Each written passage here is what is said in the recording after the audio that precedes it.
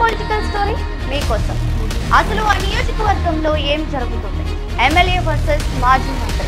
నువ్వా నేనా అంటున్న ఆ మాజీ మంత్రి, కష్టమంటున్న ఎమ్మెల్యే వర్గం, వైసీపీ కార్పొరేటర్లతో ఆ మాజీ మంత్రి మంతనాలు. ఆ నియోజకవర్గంలో నాదే హవా అంటూ ఆ మాజీ మంత్రి ఎమ్మెల్యేని లెక్క చేయడం లేదు. పార్టీ శ్రేణులకు తలనొప్పిగా మారిన ఆ నియోజకవర్గం, ఉక్కిరి బిక్కిరి అవుతున్న కార్యకర్తలు. అసలు ఇంతకీ అది ఏ నియోజకవర్గం? ఆ మాజీ మంత్రి ఎవరు? తెలుసుకోవాలంటే ఈ స్టోరీ చూడాల్సిందే.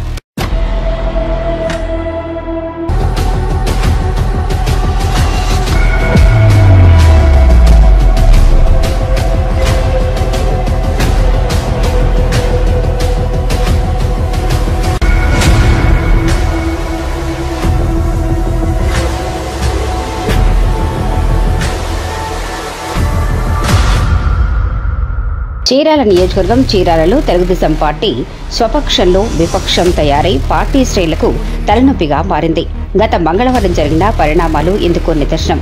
మాజీ మంత్రి టీడీపీ నేత పాలెటి రామారావు స్థానిక టీడీపీ ఎమ్మెల్యే కొండయ్యను, ప్రజాప్రతినిధులను, పార్టీ శ్రేణులను కాదని స్థానిక గడియార స్తంభం సెంటర్ వద్ద ఎన్టీఆర్ విగ్రహం స్థాపనకు పూనుకోవటమే కాకుండా విపక్ష వైఎస్ఆర్సీపీ కౌన్సిలర్లతో కలిసి కొబ్బరికాయ కొట్టి హడావుడి చేశారు.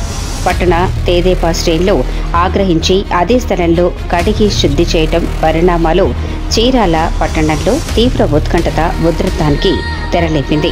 స్థానిక ఎమ్మెల్యేని కాదని విపక్ష సభ్యులతో కార్యక్రమాలు చేయటం పాలెటి రామారావుకు తగదని పట్టణాధ్యక్షుడు గుణపల్లి శ్రీను ఆరోపించారు. వైసీపీ కౌన్సిలర్లతో కుమ్మక్కై చీరాల పట్టణంలో తేదేపాను అప్రతిష్ట పాలు చేయాలని పాలెటి పూనుకున్నారని ఆగ్రహం వ్యక్తం చేశారు.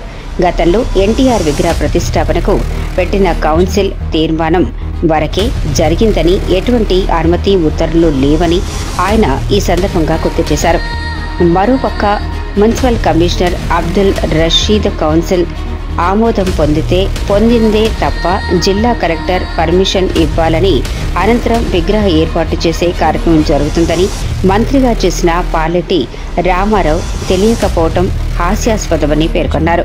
పార్టీని చీరాలలో భ్రష్టు పట్టిస్తున్న పాలెటిపై జిల్లా కలెక్టర్కు ఫిర్యాదు చేస్తామని పేర్కొన్నారు. మరోపక్క సోషల్ మీడియాలో మంత్రి గొట్టిపాటి వారిపై అనుచిత వ్యాఖ్యలు చేసిన వారిపై చర్యలు చేపట్టాలని ఫిర్యాదు చేశారు.